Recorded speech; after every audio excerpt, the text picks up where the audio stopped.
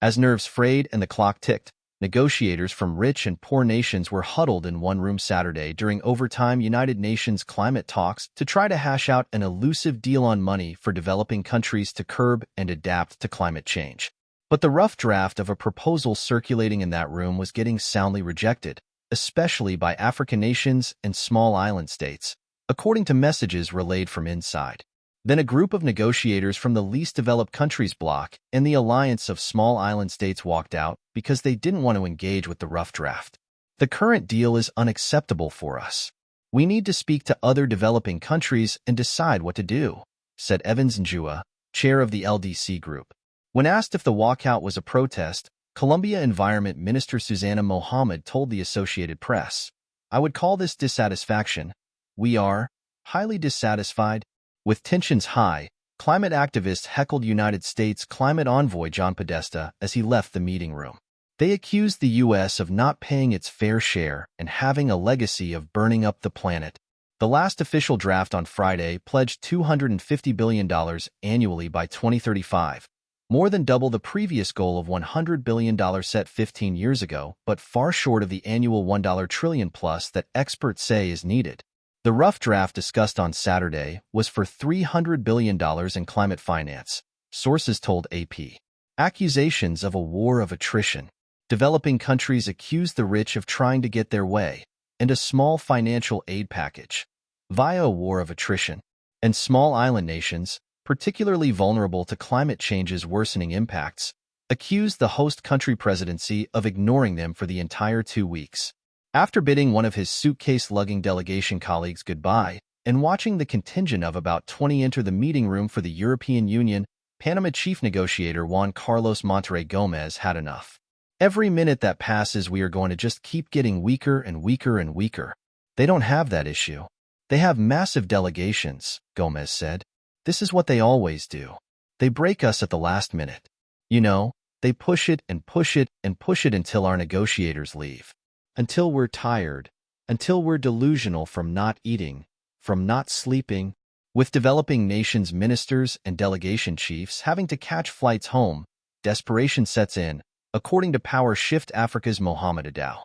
The risk is if developing countries don't hold the line, they will likely be forced to compromise and accept a goal that doesn't add up to get the job done, he said. Teresa Anderson, the global lead on climate justice at ActionAid, said that to get a deal, the presidency has to put something far better on the table. The U.S. in particular, and rich countries, need to do far more to show that they're willing for real money to come forward, she said.